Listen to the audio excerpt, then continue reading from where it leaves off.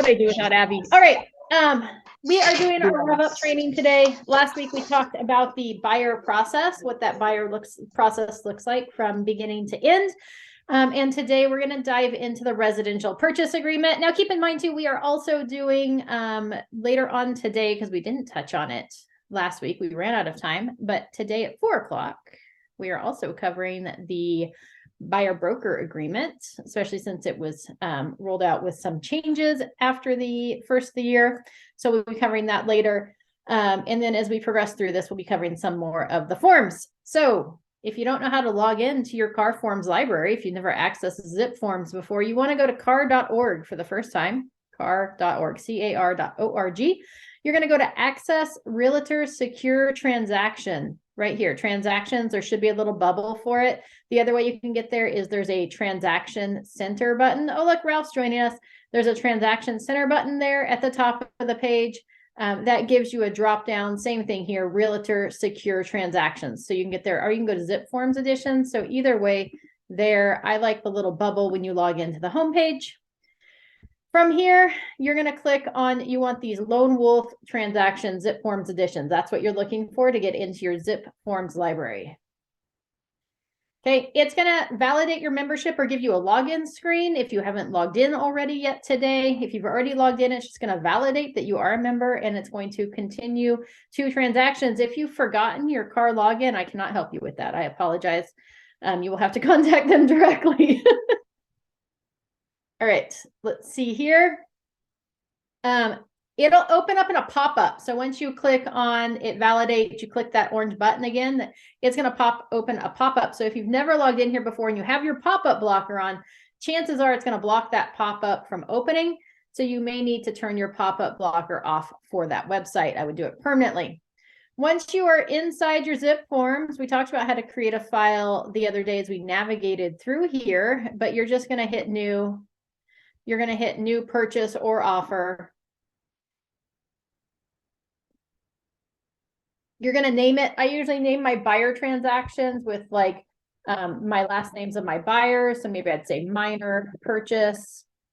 And I just leave it at that. If it was a listing, I'm probably going to put the address of the property and put listing. So it'd be like 123 Sample Street listing, or just 123 Sample Street. I don't normally put in an address here because I don't want to permanently mark this file with that address. So I just leave that blank. I'm going to choose residential property, active. If you have templates set up, which we talked about last week as well in our tech training of how to set those up, you could select that template. It's already telling me which template has been applied to this, but if I wanted to change it, I would do it here from the drop down. So I have one set to auto populate to this transaction already. Once you have that done, you're just going to hit save. I'm not going to go into MLS Connect or anything like that. I'm just going to walk you through the main grid portion of the RPA and the important parts of it. As always, if you have questions as I move through this information, feel free to ask away. Just unmute yourself and say, hey, Amy, I've got a question. I'm kind of watching the chat box too, so you can throw it in there as well. I try to keep an eye on both, although sometimes I don't do a very good job. So feel free to interrupt me.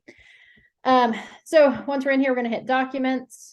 My residential purchase agreement's already added in here because I already added in my template. If it wasn't in here, you could come over here to the All Forms button.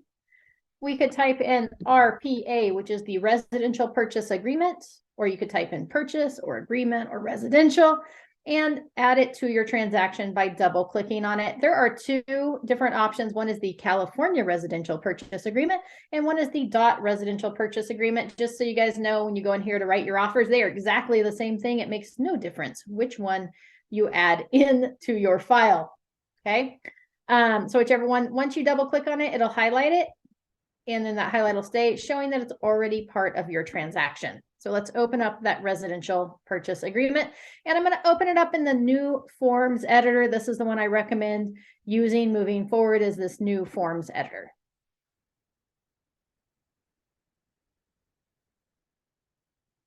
Maybe one day we won't have the option. Who knows? They'll just keep us with the new one. We're going to wait patiently for everything to load in. Oh, it didn't load. So, oh, there it goes. Perfect. So as part of the residential purchase agreement, I get this question all the time, is it's like 26 pages, Amy. Yes, it is. It's 26 pages because they keep attaching to it additional documents. Are those additional documents required? Absolutely. So please don't try to take them off. The first one is the residential, the disclosure regarding real estate agency relationship. Okay, this outlines the duties of a seller's agent, the duties of a buyer's agent, and an agent representing both the seller and the buyer. It also represents the seller and buyer duties. Okay, what their responsibilities are. That's a super easy way to explain this form. Is this form outlines the different ways you can be represented as a buyer on a transaction or as a party to a transaction. Either you're represented as the seller, you're represented as the buyer, or an agent could represent both the seller and the buyer. Talks about all those duties.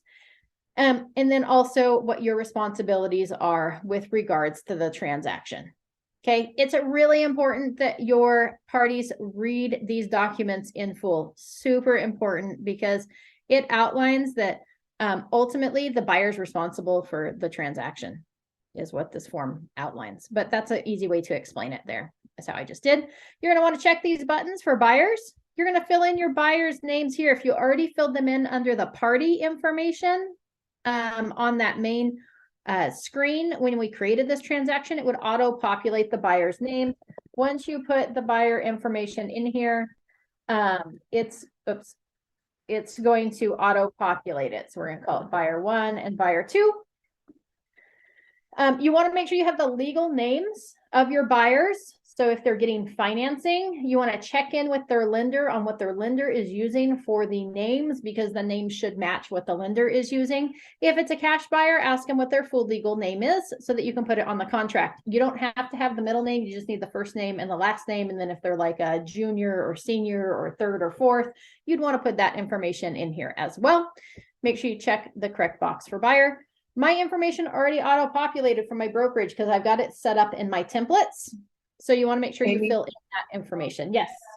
The Realty One group that's not the right one. It should be 1870 ending. Oh yeah, it's the old number because I haven't truly updated my Well, I've tried to take mine off and it won't. It just I haven't updated it in my templates. Okay, gotcha. There, that's the correct DRE license number in case you want to make a note of it. It's 02001870 is the correct DRE number for the Realty One Group Fox. And please make sure you put the full name of the brokerage on there as well as the correct license number. So it's not Realty One, it's not Realty One Fox, it's Realty One Group Fox. Okay. That's your agency disclosure. The second page is just all the legalese. Okay. All the official sections taken from the law books. The second document that's included as part of the purchase agreement is your Fair Housing Discrimination Advisory. This just states that as real estate agents, we can't discriminate based on any of the protected classes: age, citizenship, medical condition, sex, sexual orientation, immigration status, disability, whether it's mental or physical, gender, gender identity, gender expression, primary language, genetic information, marital status, military veteran status, criminal history, which would be any non-relevant convictions, familial status, right? A family with a child or children under 18, or a family without children, source of income, right? Or any arbitrary characteristic, okay? If they feel like they've been discriminated against, down here on the end, it tells you where you can go to seek help. I believe somewhere in here, it talks about improper examples of conduct, who's required. So anyways, it just outlines that we're not able to discriminate based on age or based on any of the protected classes. Okay. That's what that form entails. The only thing that happens on that one is the buyer signs it. Okay. The next form is our possible representation of more than one buyer or seller disclosure and consent, stating that we may be working with multiple buyers at the same time. And if one of our buyers is making an offer on a property, we wouldn't tell our other buyer that they couldn't also offer on that property. So we may be representing more than one offer on a property. Same thing with our sellers. We may be working with different sellers, multiple sellers at the same time, and we don't steer people from one listing to another or exclude a listing. right? So we represent them all equally, or we could be represented in dual agency. Keep in mind that if we are dual agency, it's because Realty One Group Fox is representing both the buyer and the seller, not you individually. Okay, so just keep that in mind. It's with the brokerage, not the agent. So this just states that, hey, we may be representing both the buyer and the seller. Just so you know, I think it's a best practice to not represent, in most cases, both the buyer and the seller as you as the agent in a transaction. If I had the seller of a property and I acquired the buyer, I would refer that buyer to another agent inside the brokerage and collect a referral fee for it, probably 30%. So that somebody else is representing that buyer and taking care of their best interest. There's so much gray area when you're representing both the buyer and the seller in a transaction. It's very hard to keep it clear. And I feel like most problems that are going to arise is because you are representing both parties. That again is different than the brokerage representing both parties, but I wouldn't personally do it. And just so you know, in the event of dual agency, the buyer and seller agree that the dual agent may not, without the express permission of the respective party, disclose to the other party confidential information, including but not limited to facts relating to either the buyer or seller's financial position, motivations, bargaining position, or other personal information that may impact the price, including seller's willingness to accept a price less than the listing price or the buyer's willingness to pay a price greater than the price offered. And except as set forth above, a dual agent is obligated to disclose known facts materially affecting the value and desirability of the property to both parties. So in a regular transaction, right, if I'm representing the buyer and I have a conversation with the seller or the listing agent and they give me motivation and that the seller is willing to negotiate and that there's some wiggle room in the price, if I'm representing both parties, I cannot pass that information along to my buyer. And that goes whether it's me individually representing them or the brokerage as a whole. So just note that information has to be kept confidential. And then they should know that offers in general are not necessarily confidential unless there's a non-disclosure agreement signed or a confidentiality agreement signed, that we can submit an offer. That listing agent and that seller may share that information of that offer with other potential buyers and agents that are interested in the property. So that would be your possible representation of more than one buyer or seller disclosure and consent. Any questions so far on those forms before the residential purchase agreement? No, ma'am, not for me. Fabulous. At the end of this one, it gets signed by the seller or the buyer. You sign it, as well as the other agent will sign it upon accepted offer. The next document is our wire fraud and electronic funds transfer advisory. This one just basically says anytime you're asked to wire funds, please confirm with the correct party that those are the accurate instructions. There is wire fraud, so let your buyers know that when they go to wire their deposit into escrow, they should confirm the wire instructions directly with escrow. Okay, so that's the summary of this. This is how I describe it to my buyers, right? I don't go through it line by line, item by item. I just give them the summary. That one gets signed by the buyer, and then upon accepted offer, you would also have one signed by the seller. Keep in mind too that these forms, we may have a wire fraud advisory that's signed by the buyer. We may have a separate wire fraud advisory that's signed by the seller. That's completely okay as long as the information is exactly the same on both forms. Those are considered counterparts. And in real estate, we can sign counterparts. The buyer can sign one copy, seller can sign the other copy as long as they're the exact same copy. So you don't have to have both signatures on one page. All right, that leads us to our California. You know what? We're going to skip this. Hold on. We're going to scroll down to the bottom because there's a couple other attached forms to this document. It starts here with the buyer's investigation advisory.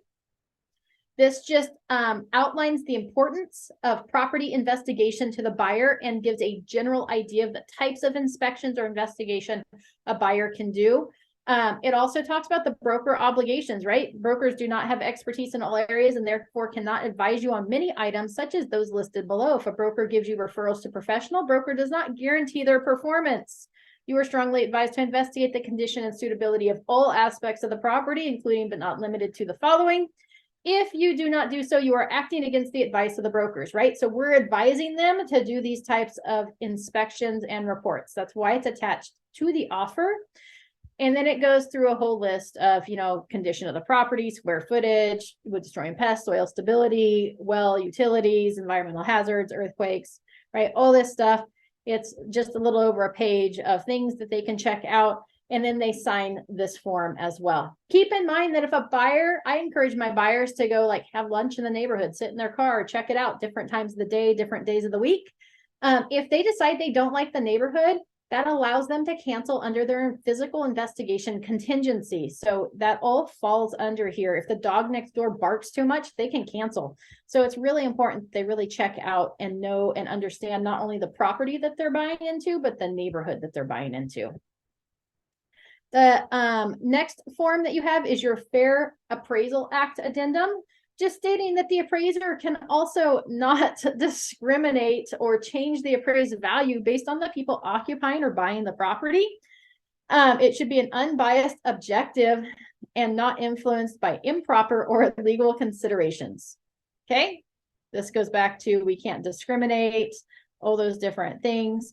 And then gives the ability of what to do if you feel like you've been discriminated on. Everybody signs this document that was added last year. It was updated again, probably with all the different protected classes. And the last form that's part of the residential purchase agreement is your California Consumer Privacy Act Advisory Disclosure and Notice. This just basically states that we don't fall under the California Consumer Privacy Act advisory, and there's information that's part of this transaction, sales price, photos of the interior of the property that we cannot control the outcomes of. And there's certain things that may get displayed online or that become public record after the close of sale. Okay. Any questions about those additional forms that are at the end of the purchase agreement?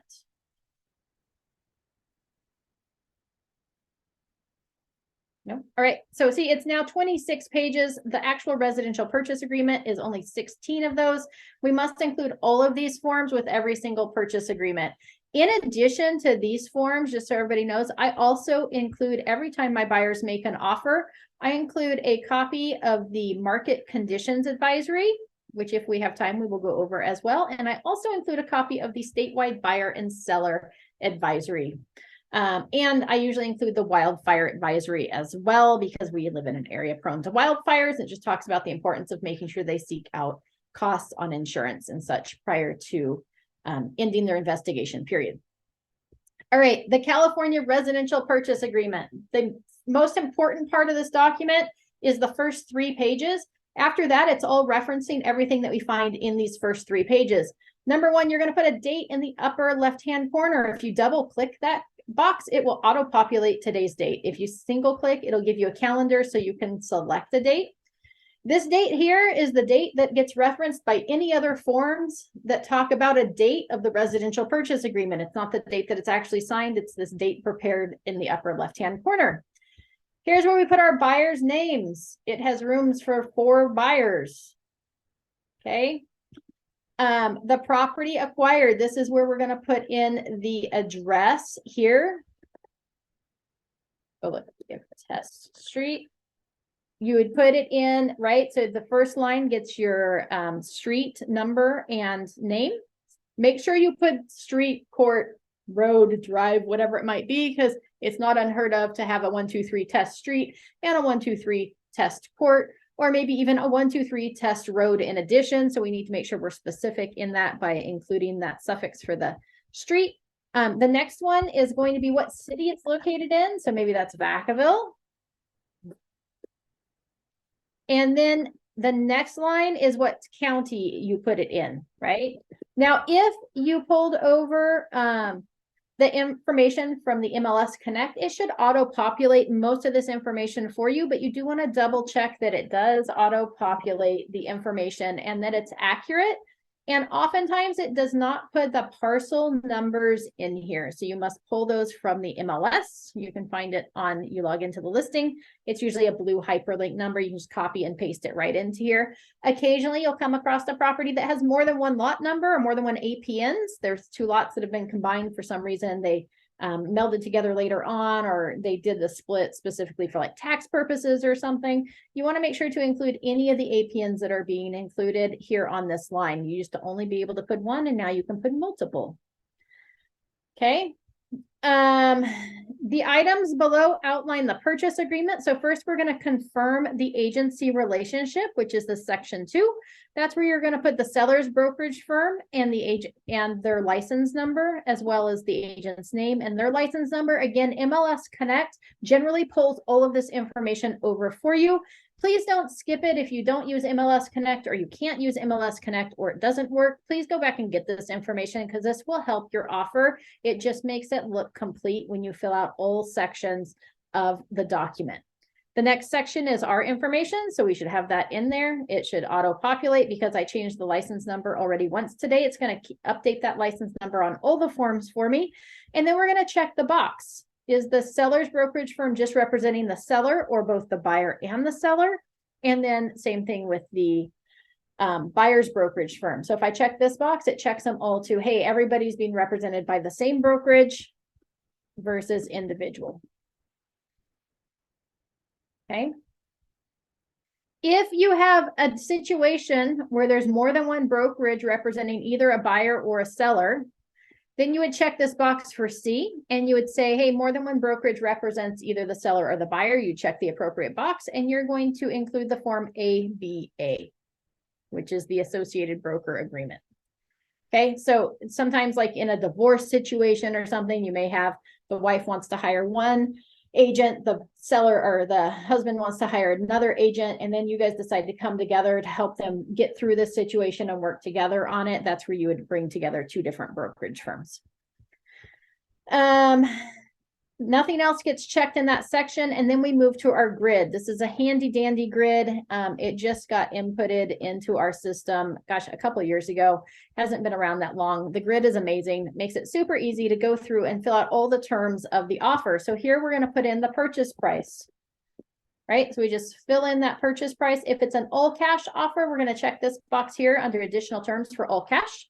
Here's where you can change your close of escrow date. You can either check this box and put blank number of days after acceptance, or the second box allows you to put in a specific day. So if you're like, man, we want to close on February 28th and no sooner, then we could put that in. Or maybe it's, you know, March 15th is their move out date. So we want to close on their move out date. It doesn't matter when we enter into contract. That's how you would do that. So you can fluctuate between the two. The expiration of offer is 3 days after all buyer signatures, right? So it defaults to 3 calendar days after buyer signatures at 5 p.m. That's how you read that. That's where it expires. Okay, if a seller signs it on day 3 at 6 p.m., it's not officially accepted if they accept it. So then the buyer has to come back and say, yeah, we agree to accepting.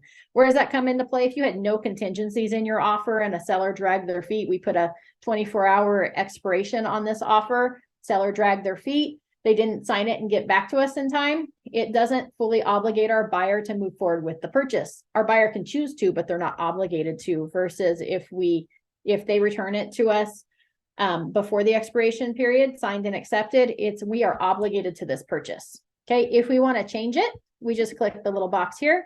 We pick our day. We pick our time. So if we didn't put a time in, then it's going to be February 1st at 5 p.m. Or we could change that time to, 10 a.m. or whatever you want to put. I generally do not do a time frame shorter than 24 hours. I feel like it's just rude and inconsiderate to the other agent and the other parties unless you've already had a conversation with them. That's just my thoughts and feelings on it. And keep in mind that it's 3 calendar days after the buyer signatures, not after you submitted it to the other agent, not after they opened the email. It's after those buyer signatures. Here's where we put in our initial deposit amount. Generally speaking, it's common for the deposit to be about 1% of the purchase price, which in this case would be $5,000 if we're offering $500,000. You can offer more. It does you no good to offer over 3% because our liquidated damages clause limits the seller to coming after you for 3%. So if you put a deposit of 4%, it really makes no difference. I mean, the seller might think it looks really pretty and not understand what that means, but your buyer's not going to be obligated to lose any more than 3% as long as they sign that liquidated damage clause. This deposit's due within 3 business days after acceptance by wire transfer. So it defaults to 3. Keep in mind, this is the only time in this contract you see business days. It's 3 business days after acceptance by wire transfer. So if our offer is accepted on Friday, our deposit is not Saturday and Sunday aren't counted. So it'd be Monday, Tuesday, Wednesday. It'd be due by the end of day on Wednesday. Okay. If our offer was accepted on Thursday, then Friday would count as day 1. Offer acceptance date's always day 0. Friday would be day 1. We don't count Saturday, Sunday. It'd be Monday, Tuesday. So it'd be due by Tuesday. I default this box here with a little X and put buyer to choose, which means that my good faith deposit is due within 3 business days after acceptance, and buyer can choose the method instead of defaulting them to wire transfer. If we say wire transfer, we leave it at the default and the buyer takes a check or does a different method of deposit, then we have to do a AEA to change the method of deposit, because this is what we've contractually agreed to. By doing buyer to choose, it leaves us open to do whatever we want. D2 is our increased deposit. So if you're going to do an increased deposit, we would check this box here, which then allows us to fill out this box here. So maybe we're going to do another increased deposit of 1% upon removal of contingencies is the default. Or you could do a specific date or a specific action item that takes place just by checking either of these boxes. Okay. When the increased deposit is made, we're going to use the form DID, which incorporates that increased deposit into the liquidated damage clause and allows the sellers to go after that amount of the deposit as well. The next line is E, which is the loan amount. Here is where we're going to fill in the loan amount, which means we have to know what that loan amount is going to be, which probably requires a conversation with our lender, or we know what that percentage of down payment is going to be, right? So if it's a $500,000 purchase, and we're putting 20% down, then our loan amount is going to be $400,000. Okay, it's always going to tell you what the percentage of the purchase price is right here, so to make sure that you've done your calculations appropriately. And it's going to be a fixed rate. Okay, if your buyers are doing a adjustable rate loan, we would check this box here. Fixed rate, we leave that box unchecked. And then this is a interest rate not to exceed. Please don't ever leave this blank. Okay, we want to make sure to fill this in. Usually that requires, again, a conversation with the lender of what do you think their interest rate is going to be right now? If they're like, man, it's going to be 5.25%, I'm probably going to put 5.5% right here. I want to leave a little bit of wiggle room for that rate because rates move on a regular basis, but I want to cap it. So if the rates jump to 6, this means that if the rate jumps to 6 and I had 5.5% here on our accepted offer, my buyer can cancel the contract based on the rate and the loan contingency. Okay, so if we have a rate in here and the rate jumps above that, it allows our buyers to cancel with the loan contingency. This would be points. So if they're going to buy the rate down, you would want to fill something in here. You can't put a 0 in here, so it just defaults to 0. But if they were willing to pay a point, right, to pay for the rate above, then you would put that in there. And then over here, you would check what kind of financing they're getting. Are they getting FHA? Are they getting a VA loan? Is it seller financing or other? If you don't check anything, it defaults to conventional financing. Okay. If you're doing VA or FHA, here's where you, if VA or FHA is checked, deliver a list of 17, it's missing some words here, of lender required repairs 17 days after acceptance. Okay, so there might be some lender required repairs 17 days after acceptance. Just so you know, if you've not changed this number here and you've changed your investigation contingency to 10 days and the lender comes back and requires other items to be taken care of, it still falls within the 17 days, even though you may have removed your inspection or investigation contingency. Okay. Additional financed amount, if you have a second loan, you would put it in here. If you have a closing cost assistance program, down payment assistance program, we'd want to put it in here as well. Same idea as the top one. We're going to put the loan amount, fixed rate if it's adjustable rate, we check that, the interest rate not to exceed. And then is it conventional financing? Is it seller financing? Is it down payment assistance? We want to put that there as well to make sure we fill it out completely. And then you're going to check whether it's a primary home is the default or a secondary home or investment. That would be the type of occupancy. Is your buyer going to occupy that property? Is it their vacation home, which would be a secondary home, or is it an investment property like a rental? Here it's going to do that calculation. It's going to take our down payment minus the deposit. So we had the deposit of $5,000 plus the increased deposit of $5,000 for a total of $10,000, and the remaining down payment of $90,000 for a total down payment of $100,000. And then our purchase price adds up to $500,000. Does anybody have any questions about page 1 of the grid?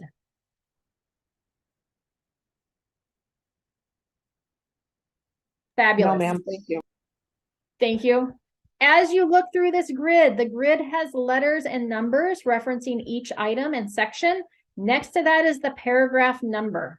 Okay. The paragraph number references the rest of the purchase agreement where you would find the detailed information pertaining to that section. So if we were looking for the initial deposit amount, we would go to section 5A1. So if I scroll down here to 5A1, initial deposit. Buyer shall deliver deposit directly to the escrow holder if a method other than wire transfer is specified in paragraph 3D1, and such method is unacceptable to escrow holder, then upon notice from escrow holder, delivery shall be by wire transfer, right? Increased deposit, retention of deposit. So it's all listed in there. This was the increased deposit. So see how that works? If we have any questions, we can go back and look at the full paragraph for what's referenced.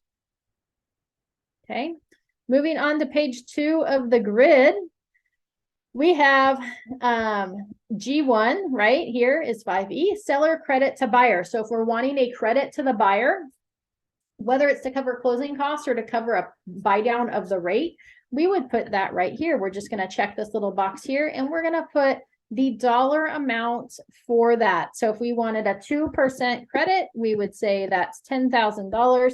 It's going to calculate that against the purchase price for us to give us a percent of purchase price. And it's going to default to the seller credit to be applied to closing costs or blank, right? So a rate buy down would be closing costs. So we could just leave it at closing costs, or you may specify like rate buy down. Rate buy down. What we never want to see here is we never want to see that like other and put for repairs, because now the lenders, that's going to red flag the lenders. They're going to say, what repairs do you need your credit for? And then they're going to say, well, we need to see that inspection report. And now the lender's going to say, well, instead of a credit for those repairs, we want those repairs done prior to the close of escrow. It's going to open up a whole can of worms that you don't want. So even if we're using this credit for repairs, we don't want to put it here. We're just going to count it towards our buyer's closing costs, because that's going to free up more money for them to be able to do those repairs after the close of escrow. Additional finance terms, that's where we're going to put anything else with regards to the financing. So there was only room for 2 loans up here. Maybe you had a first loan, maybe you had a down payment assistance program, and maybe you had a closing cost assistance program. We could outline that closing cost assistance program here. It's super important to list it, because we want this purchase to be contingent upon our buyer getting all 3 types of financing, not just the primary type of financing, right? That's how we protect our buyers. If there's anything else that goes along with the financing, we would put it in here as well. So I can't think of anything that might fall into here. And keep in mind too that, see, I can hit add clause. I can go into my templates and save clauses so that I can pull them directly into this document. So if there's something that I put on my purchase agreements on a regular basis, I could save it under templates and clauses, and then I could just add that clause in here instead of having to think and look back up my previous purchase agreements to see what was typed in there. Okay. Here G3, seller agrees to pay the obligation of buyer compensation to buyer's broker under a separate agreement, SPBB attached. Seller's broker offer, if any, to compensate buyer's broker is unaffected unless otherwise agreed. So if they're not there's a few different ways to get paid on a transaction. For the most part, you're going to get paid by the seller through the MLS. It states that you get 2.5%, 3%, 2%, whatever that is in the MLS. If the other broker isn't offering compensation, or we are not part of the MLS for which you are writing the offer, because we're not technically a cooperating agent to that MLS, then we would want to make sure to check this box, or we could have a buyer broker agreement in place and we can negotiate it as closing costs, the commission to be covered, your portion of the closing costs for the buyer, if it's not being covered by the seller or there's a gap in that commission, would become a closing cost of the buyer. And so it would fall underneath this percentage covered, or we can negotiate it separately, that the seller agrees to pay the obligation of the buyer compensation, buyer's broker, under a separate agreement. And we would use form SPBB, which just attached itself to my file. Okay.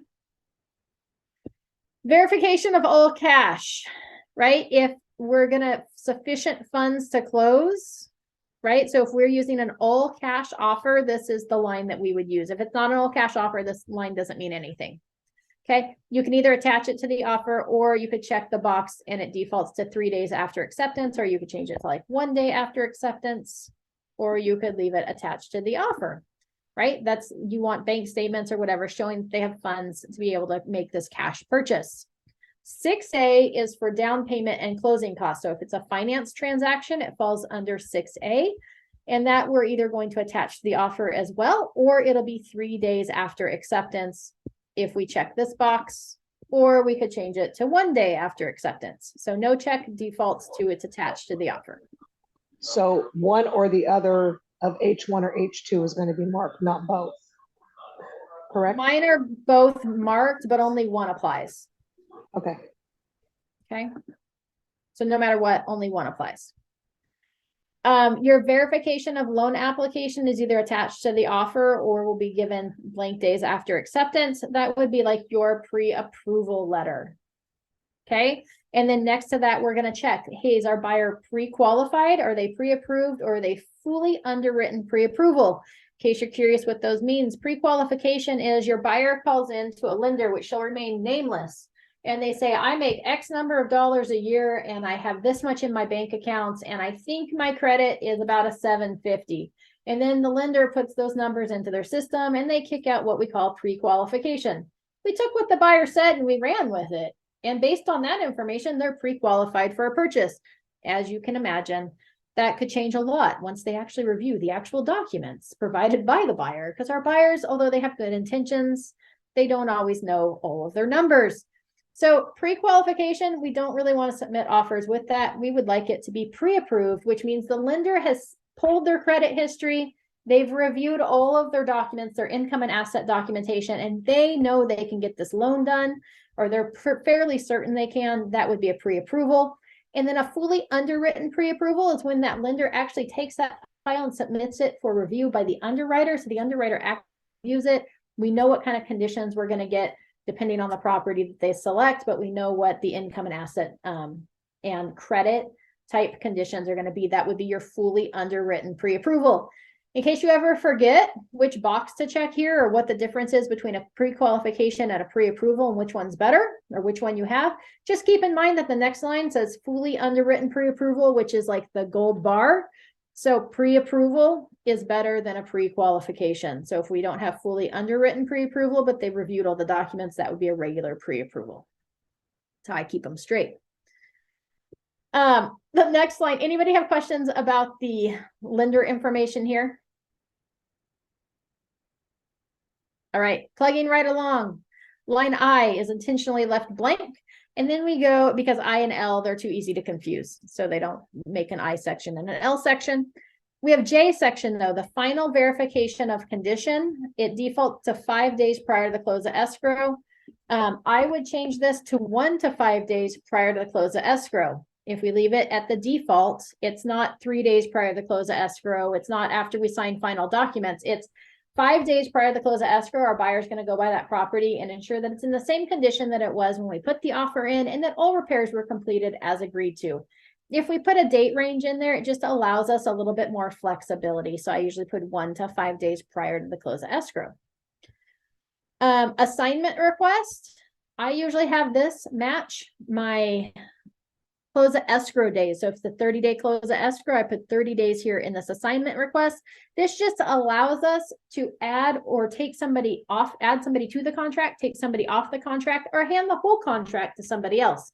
So in the case that through the processing of the loan, the lender requires that they add somebody else or take the husband off the loan, this just gives me the entire transaction to be able to do that. Or to, if it's like a VA, oftentimes, like one spouse will be on the loan, so they just want one spouse on the purchase contract. And right at the end, we add the other spouse in so that they can be added to title as well. So this just gives me the flexibility to be able to do that by making it 30 days after acceptance or making it match that close of escrow date. Okay, the next section is all of our contingencies. Section L is all the reasons that we might have to cancel this contract. The first one is our loan contingency, right? So if it's a finance deal, then we would have 17 days after acceptance, or we could tweak or change this. Now, keep in mind that most of these say days, not business days. So the only one that said business days would have been that good faith deposit, because you can't deposit something into the title company when the title company is closed, which would not be a business day. Our loan contingencies, appraisal, all of these 8 contingencies listed here, they all just follow calendar days. Okay. So if I have a 3-day contingency, today is Tuesday, which is the day that we accepted the offer, I would have Wednesday, Thursday, Friday. By the end of day Friday, I need to remove that contingency. Now, if it was Friday and I had a 3-day contingency, it's Saturday, Sunday, I would need to remove it Monday. Those weekends count. If the day to perform falls on a weekend or a holiday, our performance day rolls to the next business day. So if today was Wednesday and I had a 3-day contingency on my offer, we accepted the offer today, which was Wednesday. Today would be day 0. We have Thursday, Friday, Saturday is the day I'm technically supposed to remove that contingency, but it falls on a weekend or a holiday. So it actually rolls till Monday. I get a freebie until Monday to remove that contingency. So just kind of keep that in mind that if it ever falls on a weekend or a nationally recognized holiday, then it rolls to the next day. So we have our loan contingency. If there's no loan contingency, we're going to remove that. We would check the box over here, which says no loan contingency. The next one is the appraisal. The appraisal contingency is based on an appraised value at a minimum of the purchase price.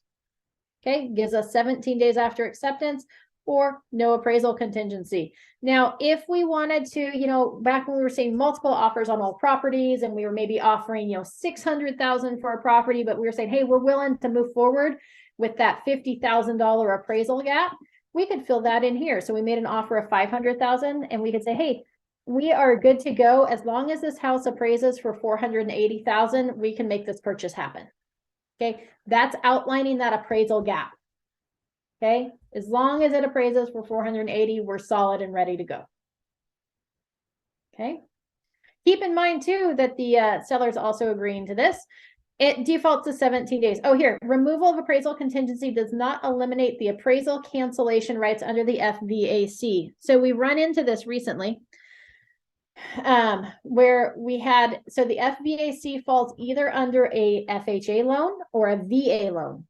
Then the FVAC falls into play, which says that the buyer can still cancel if the property doesn't appraise. So if I've got a VA buyer, I could check, hey, we have no appraisal contingency, include that FVAC form, which is required to be included as part of that VA transaction. My property doesn't appraise, I can still cancel based on that FVAC form, even though I said there was no appraisal contingency. I was technically a liar. Okay, so make sure you understand and know your contracts. Investigation of property, L3 outlines our physical investigation of the property. It says I have 17 days after acceptance. There's lots of nightmares, Anastasia, lots of nightmares. December was the month of nightmares. Investigation of property, 17 days after acceptance. Informal access to the property, right? So this is, hey, I can have inspections done. I can go sit in a neighborhood and see what's going on and go talk to neighbors, whatever it is. It's physical investigation of the property is 17 days. That's that first line item. The second one is access to the property. If you notice here, it matches.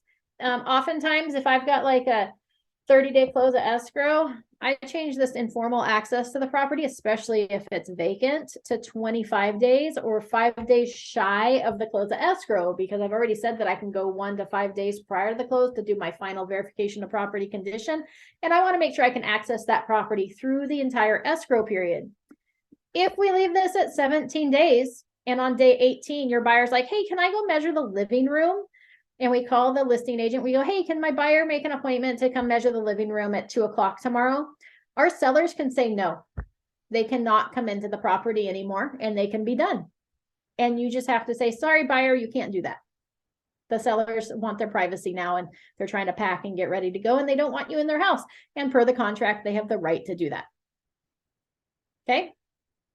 So that would be what this informal access to the property is. The next line is the review of the seller documents. Okay, that gives us 17 days after acceptance or 5 days after delivery, which is ever later. Okay, so if I say leave it defaulted to 17, all of these I can go in and change, right? I can change it down to 10. But let's say I left it at 17. The seller didn't provide their disclosures and documents up front, right? Everything the seller is required to provide to me. And then on day 15, they finally provide to me copies of all of those documents. My contingency now has just been extended. I get an additional 5 days after delivery. So if they delivered them on day 15, I have 16, 17, 18, 19, 20. I now have a 20-day contingency there before I have to remove that contingency. Okay, because they delayed in getting me those documents. And keep in mind, those documents need to be fully executed. Every box needs to be checked. Every explanation needs to be filled in. Every line needs to be, every question needs to be answered. Everything needs to be done. If the box is checked that the agent's providing an agent visual inspection disclosure, and I don't have that yet, the TDS is not complete. It's not complete until I have a copy of that form. So anytime they don't provide those to me and it gets close to that contingency removal period, I can tack on that time period. Okay, title report, same thing. To review the preliminary title report, I get 17 days after acceptance or 5 days after delivery, whichever is later. Okay, common interest disclosures, right? Those are those HOA documents or those CC&Rs, 17 days after acceptance or 5 days after delivery, whichever is later. I say that wrong almost every time. Keep in mind that your CC&Rs are usually a hyperlink inside of that preliminary title report. It's a good idea when you open that preliminary title report to scroll through it and double check it, as we learned with Malika and Pamela, that you should click on that hyperlink and save them as a separate document. Those CC&Rs, don't send it to your buyers hidden in that preliminary title report. They will not find them. HOA documents are a little bit different. Okay, review of leased and liened items, 17 days after acceptance or 5 days after delivery. And this goes for solar panels, propane tanks, PACE, or HERO loans. Okay, so anything that's leased or liened, we have 17 days to review those documents. All these are separate contingencies. They all get removed separately.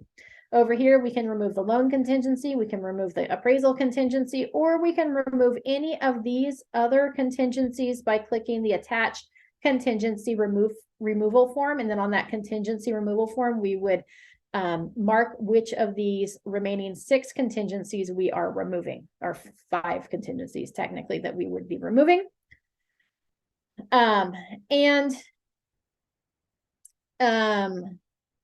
So that would be like maybe the seller provided their disclosures up front. So we're going to have them all signed and returned and then remove that contingency with our offer to make our offer stronger. That would be one way to do it, right? So we could remove the preliminary title report without removing the investigation. So you can hand pick all of these items. The last one here, L8, is the sale of the buyer's property. The sale of the buyer's property is not a contingency of this document unless we check here. So if the buyer needs to sell their property in order to complete the purchase, we would want to check this box to include the COP, or the contingency for the sale of the buyer's property form. Any question about that contingency section? No, ma'am. All right, moving right along. Section M is our possession.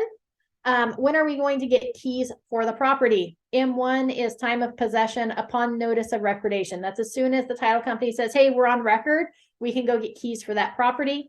That's what the default is now. Or you could check 6 p.m. Or change the time, right, on the date specified as applicable in 3M2 or the attached TOPA form.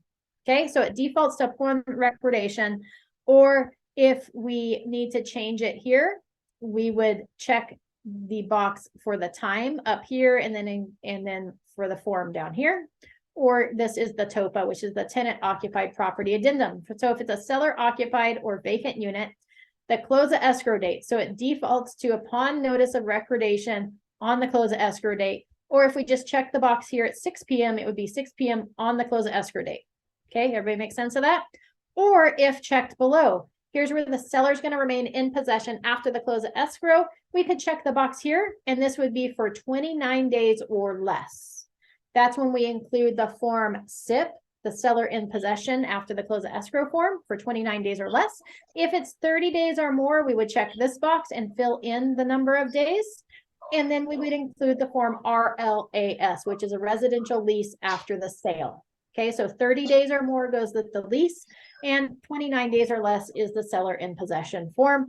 If you're going to do more than 30 days or more, just double check with your lender that they are okay with that, because ultimately, because a lot of them have requirements as to the buyer having to take possession within 30 days of the close of escrow. So if we have something outside of that, it's going to cause problems. So always double check with your lender if it's going to be 30 days or more. So this is if the seller's asking for a rent back, basically, right? Yep. If the seller's going to ask for a rent back. And then the SIP form or the RLAS form outlines what the cost to the seller is going to be and the deposit and all those details of that. Occupied units by tenants or anyone other than the seller, we would include that tenant occupied property addendum. Always, always, always include this form. It's a tenant occupied form, right? Even if the tenants are living there for free, include this form. Seller shall disclose to buyer if occupied by tenants or persons other than the seller and attach a TOPA in a counter offer, if not part of buyer's offer. So, right. So even if we didn't know it was tenant occupied, we didn't check this box, that the seller's required to provide that as part of their counter offer.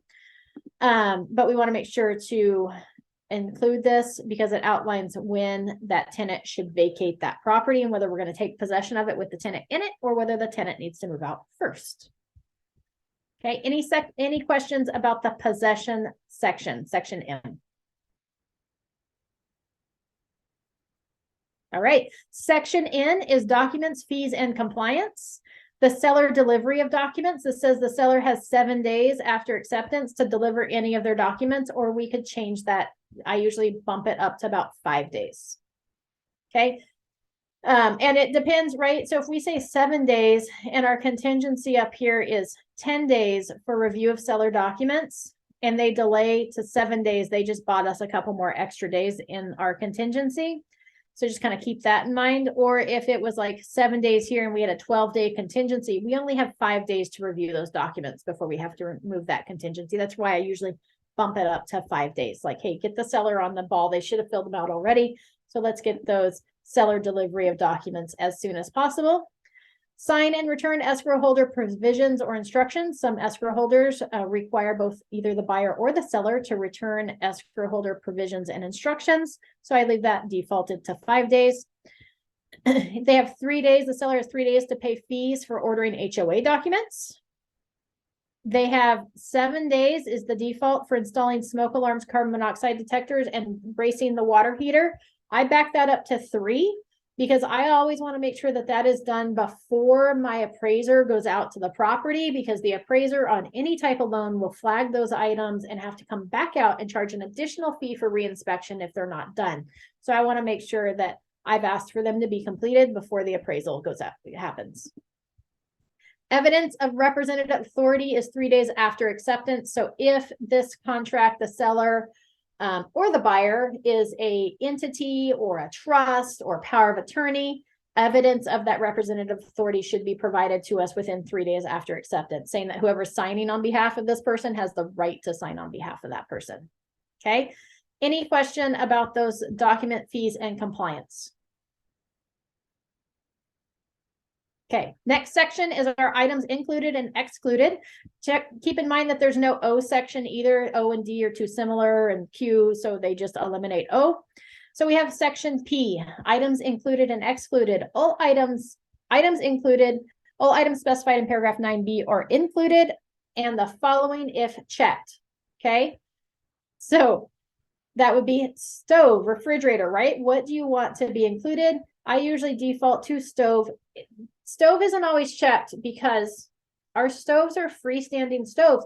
Technically, the seller could take the stove with them. They're generally not attached to the property unless they're a built-in stove. But like a range is freestanding, you can move it out of its place. They could take it with them. So I usually check the box for stove.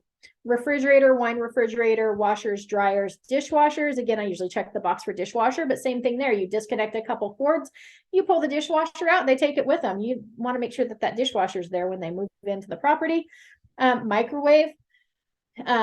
This is really intended for like, like a countertop microwave, but if there's a microwave above the stove, we just want to make sure that that's included as well. Video doorbell, security, right? So read through this. What do you want included? Above ground pools, spas, bathroom mirrors is always defaulted to checked unless excluded below. Electric car charging systems and stations, potted trees and shrubs, right? Things in the ground are included, but those potted ones are not. So if you want those, check them. And then any additional items here, you could ask for furniture, you could ask for wall hangings. If there's a shed in the backyard and you're assuming that stays with the property, please include it here on this line. Check the little box and put backyard shed. Right? If there's cabinets in the garage and you want to make sure those are remaining with the property, I've had this come up before where we had like a workbench type cabinet that was old cabinets with a countertop. It wasn't technically attached to the wall. It wasn't screwed to the wall. It was just sitting there. The buyers thought it was attached.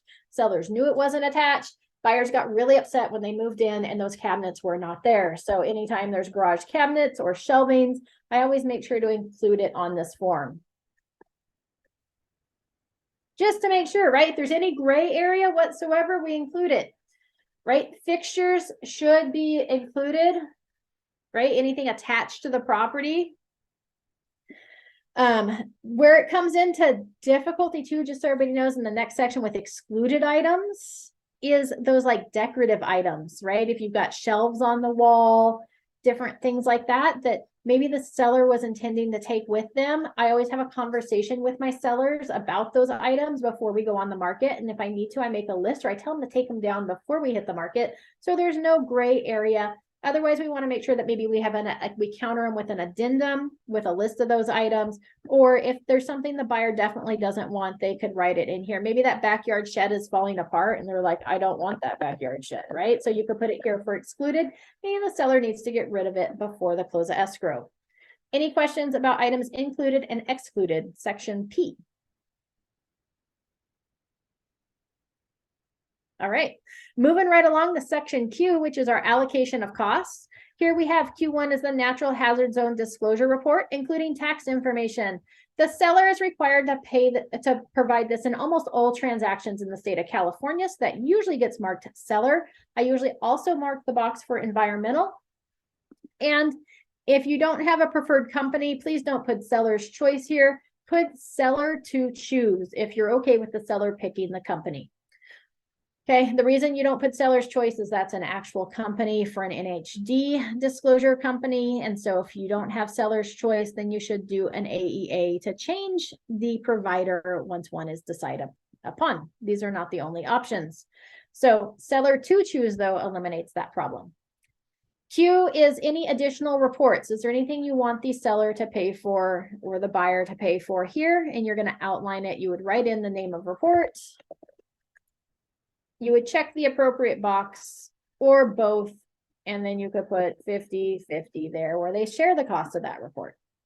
Okay, smoke alarms, carbon monoxide detectors, and water heater bracing. For the most part, most of your residential sales, the seller is required to have those items done for the buyer. So we usually check the box for seller. Okay, those are all things that have to be done before the close of escrow, so seller generally pays for those. The next one, Q5, is our government required point of sale inspections or reports. We don't see much of this in Solano County. However, if you cross into Yolo County or into the Bay Area, they have lots of government required point of sale inspections or reports, from sewer laterals to a full inspection in the city of Davis. And so we want the seller to pay for any of those reports, unless you want the buyer to, because you're trying to increase your chance of your offer getting accepted. So you want to outline who's going to pay for those if they are required.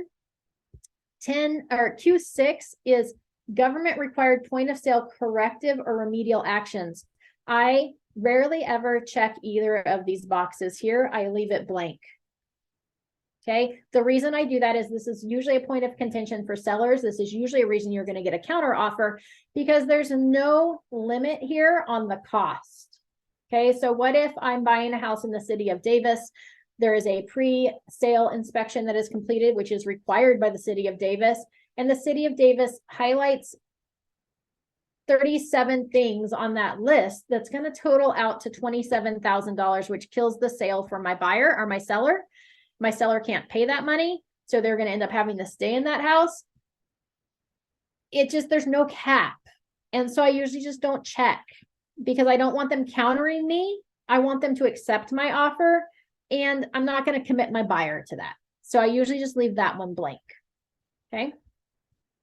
We'll negotiate that once we figure out and that flushes out what those items might be. And as a listing agent, I always counter that. If they check that box, I'm going to counter it. Even if there are no pre-sale inspections, I'm still going to counter it.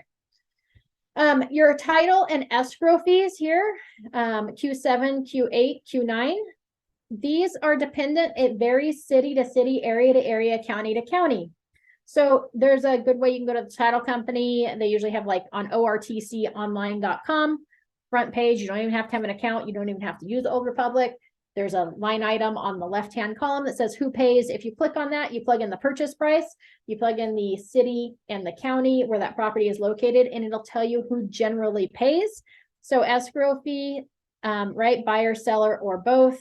Owner's title insurance policy, buyer, seller, or both. Please don't ever check this each to pay their own fees. In Northern California, we do not have separate escrow fees. There's only one escrow fee. If you check this each to pay their own, that doesn't give any instructions as to who's actually going to pay that title and escrow fee. Okay. If we click both, it's assumed that it's a 50-50 split, but I still always write it in under both. Okay. Buyer's lender's title insurance policy, always paid for by the buyer. Okay.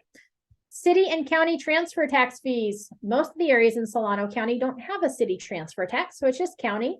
And, you know, again, that who pays will tell you who generally pays for that county transfer tax. And if there is a city transfer tax, when you start talking about other counties, other areas, it'll tell you whether there is or isn't both county and city transfer taxes and who generally pays for that. The only city in Solano County that has a city transfer tax is Vallejo. We have our HOA fee for preparing disclosures. The seller is required to provide those disclosures, so the seller has to pay for those. If the lender requires an HOA cert, then the buyer pays for that. And then if there's any transfer fees, who's going to pay those transfer fees, right? And then it says here, unless otherwise agreed, the seller shall pay for separate HOA move out fee and buyer shall pay for separate move in fee. Applies if separately billed or itemized cost in the transfer fee. So no matter what we put here, if it's an itemized cost, the seller pays their portion, the buyer pays their, but if it's just one flat fee, who is going to pay that? Is it the buyer or the seller? Or are they going to split it 50-50? That's up to you. Your private transfer fees, is there a private transfer fee? Most properties don't have this, but it could come up in some instance, like maybe if there's solar on the property, the solar company charges a transfer fee to transfer the solar ownership from one person to another. That would fall under that private transfer fee. Okay, so you just want to identify who's going to pay for that. It defaults to the seller. Okay, it defaults to the seller. Any other fees or costs would go here in Q16 or Q17. You would identify that fee or cost and check whether the buyer or seller is going to pay for those. The next one is the home warranty plan chosen by buyer. Coverage includes, but is not limited to. Here's where you would mark whether it's upgraded or whether it's going to include the refrigerator or going to include the AC or whatever that is. Who's going to pay for that? Is it the buyer seller? Are they splitting it? What's that split going to be? Who's going to issue the home warranty plan? And what's the cost not to exceed? Now, keep in mind, this is the seller's cost not to exceed. So if we check the seller's going to pay for it, we put the cost here. The cost is $600. 540 of that's going to be covered by the seller, and the remaining 60 is going to be covered by the buyer. Okay. If the buyer's waiving the right to the home warranty plan, you would check this box here, which would then waive the home warranty as being part of the transaction. The buyer can still have one, just so you know, it just doesn't have to be part of the transaction. And then any other terms would be outlined here in R. Okay, this might be where you elaborate on the appraisal gap contingency, maybe under other terms. I don't know. I can't think of anything that goes in other terms right now off the top of my head. Amy, can I interject or ask a question? Yes, absolutely. So were the escrow fees. So the buyer, so a lot of the times when we're looking at listings, it'll say escrow with the seller, escrow has been pre-opened with so-and-so. But we, as the representing the buyer, they have the, does their choice trump the sellers, or whose is? Yeah. So whose in California, what's on this contract is what wins, is the bottom line, right? So for I'm sorry, I didn't outline over here in the additional information, the escrow and title fee. Not only are we going to identify who's going to pay, but we're also going to identify the escrow and title company, which in Northern California, title and escrow are the same. Sometimes like in Southern California, they're different companies, just for the record. That's why it's here. And you could specify like the company of seller's choosing, you could specify the buyer's choice here, but whatever's on the contract is what wins. So just because escrow is pre-opened somewhere does not mean you have to put title and escrow at that company. You could change it.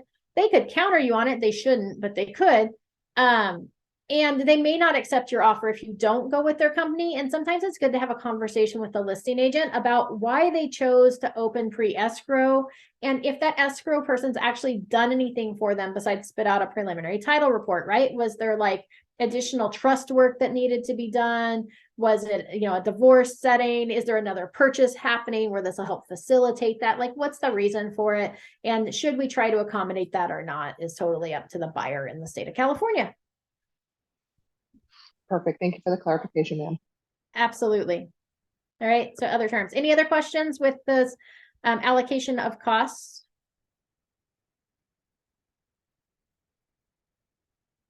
All right. Moving right along. Here's our last little section of the contract where we fill anything out besides the signature pages. Here's where we would include any other addendum or advisories. So, right, we could include the TOPA form, right, because we checked it up above. So it automatically checked this box, that tenant occupied property addendum. We have a probate purchase agreement purchase addendum. We have a manufactured home purchase addendum, a tenancy in common purchase addendum, a stock cooperative purchase addendum. We have all these different things, a mixed use purchase addendum or other. So these are for addendas. Other ones here, we have addendum number blank, right? So oftentimes, if I include like a contingency for the sale of the buyer's property, I'll include an addendum. An addendum is used to clarify something, and I will clarify the terms of that buyer's property, like when we intend to go on the market, if it's not on the market yet, what our list price is going to be, what our marketing plan is, how long we expect it to take to get into contract, if we're going to have open houses, right? I'm going to outline that in that addendum and clarify those items so that the seller has all the information up front in order to make a decision on our contract. Okay, once we enter into contract and we change any terms, then it's not an addendum anymore. We want to use an AEA, an amendment to the existing agreement. But right now we don't have an existing agreement. We're just clarifying things. So that would be an addendum. Here would be your backup offer addendum. If there's already an accepted offer, we could have our offer be put into backup offer number 1 or 2 or 3. So if that offer fell through, they would have to move forward with our buyer next if we're in backup offer position number 1. So that would be your backup offer addendum. If it's a country property, you want to include that septic well or property monument and propane addendum. Although sometimes, just for the record, I don't check this box when I include that with country property because the lender sometimes wants to see that and then wants to get into the middle of those inspections and reports. So just be careful with that one. If the buyer is exchanging, it's a 1031 exchange for the buyer, right? They're selling a property and buying another one. It's an investment property. Then you would include this BXA forms. We check that box. You have other here, short sale, court confirmation, seller intent to exchange if the seller's doing a 1031 exchange or other. And then we have other buyer and seller advisories, right? These are just for reference purposes only and not intended to be incorporated into this addendum. This would be like the buyer's investigation advisory, which is always checked. So is the wire fraud, the fair housing, the Consumer Protection Act. All those are white boxes. You can't uncheck those boxes. They remain checked. I include the wildfire disaster advisory. If it was a trust, you would include the trust advisory and REO advisory, short sale advisory, probate advisory, or other, right? So you get lots of things you can include there. They took the SBSA out of this. So that's where you would include any other forms that are taken as part of this form that weren't already referenced. And then on section 5, this is where we start getting into all those paragraphs that were referenced as part of the grid. It goes into great detail on each one and what is meant and intended by that section of the contract.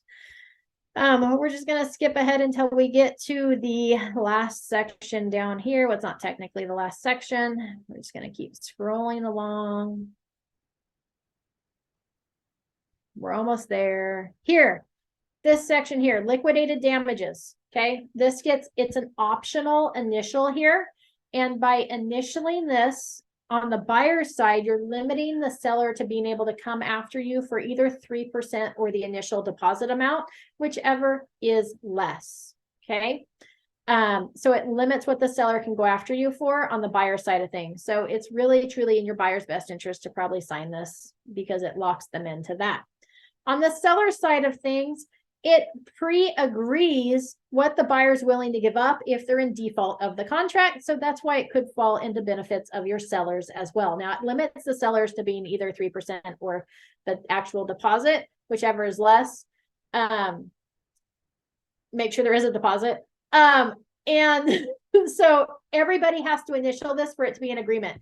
If the buyer's initial and the sellers don't agree, we are not in contract on this property. If they accept the offer, we have to have a counter offer or a amendment clarifying either we both agree not to do this or we both agree that we're going to do liquidated damages. It has to be agreed to or disagreed to by both parties.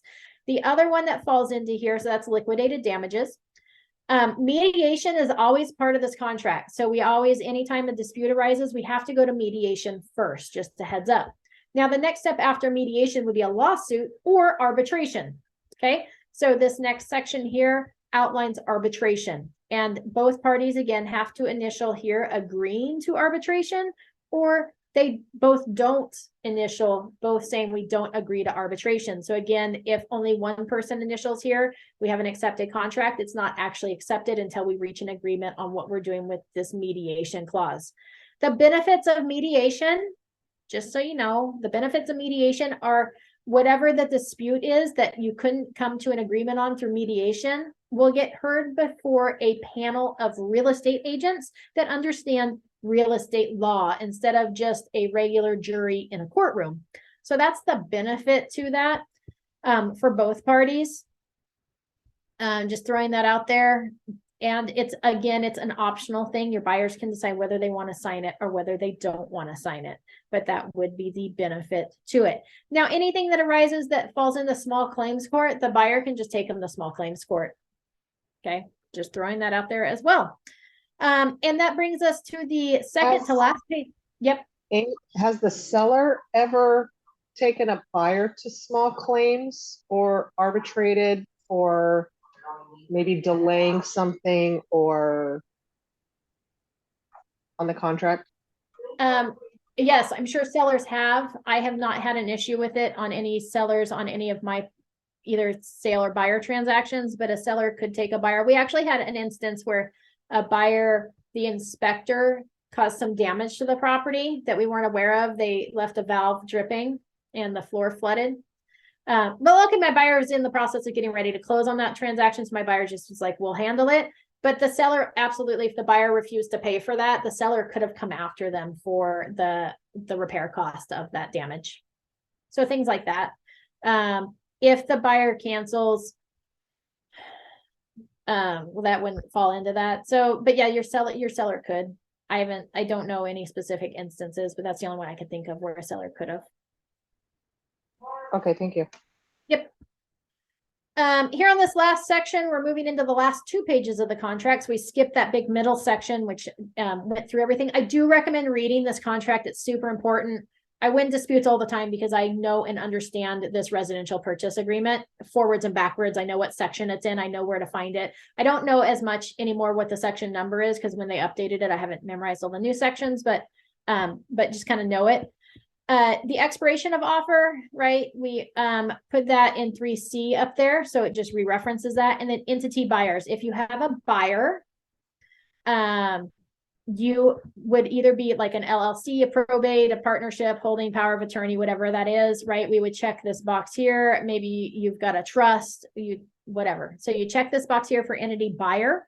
You'd put the name of the legally authorized signers. So your buyer would be the corporation name. Let's say it was a corporation or trust. The buyer itself would be the trust. And then the names of the legally authorized signers would be like Heather Garcia, trustee, right? Or Ralph Bruman, attorney in fact, right? So whatever that would be, we would put the names of the legally authorized signers here. And then if there's a trust under probate or you would put the full names of that trust, including the case number here. And then your buyers would sign here. And again, the buyer might be the trust, or it could be like John Doe co-trustee would go in the buyer 1 item. Okay. That's usually just for trust. If it's power of attorney, the buyer's name would be here. So if it was like John Doe, and they had a power of attorney signing for them, maybe it was a military couple and one of them was deployed and the spouse had the power of attorney to go ahead and do the home purchase, then they would sign as, so maybe we had John Doe and Jane Doe. And let's say that John Doe was deployed and Jane Doe was home buying the home. She would sign here as herself, Jane Doe, and sign up here as Jane Doe, attorney in fact for John Doe. Okay, that's how she would have to sign that one. There's a way to do that. It's tricky though. It's trickier than we thought, right, Heather? If you have more than 2 buyers, right? If we have more than 2 signers, more than 2 buyers, we're going to use this little box here and use the additional signature addendum. We'll cover that on another day. Here is where the sellers can either accept it just by signing down here. They can send a counter offer, a backup offer addendum, or if they're an entity seller, same thing as the buyers, we're going to check this box, fill in their information here, and then they're going to sign. Okay. The last page has the brokerage information on it. So you're going to sign here. The other broker would end up, our agent would sign here, and make sure you fill out this designated electronic delivery address. Okay, check all that apply, email, text, phone. So we're going to check email above, right? It references this email, or text to phone above, or there's an alternate, right? So you could do any of those, but that is for that electronic delivery so that they don't have to hand deliver forms to you. And then escrow holder acknowledgement, we leave blank. Escrow holder fills that out once we have acceptance of the offer. And that takes us to the end of the purchase agreement. Any questions on those last 2 signature pages? Not for me, ma'am. Thank you. Fabulous. Hope you guys all found this helpful. I'm sorry we ran over on time. It's about 12:22. So I appreciate y'all sticking with me. I hope you have a fabulous day. If you have any questions regarding this form or anything else, let me know. Or if there's other forms that you want me to go over in the future, not necessarily part as Rev Up, but just part of the regular training, let me know. I'm happy to cover any of those forms. But again, I do recommend that you print this up and that you spend some time actually reading it. And I would start up here at the beginning in the grid and say, okay, deposit, which paragraphs pertain to the deposit. And then I'd go find those paragraphs and read about the deposit and then the increased deposit, right? So I would go at it from that way so that you kind of know what's connected to all of those items and what your rights are and what the buyer's rights are and the seller's rights are under each of those sections. So that was a lot to cover. Thank you. Have a fabulous day. Thank you, Amy. See you at 4, right?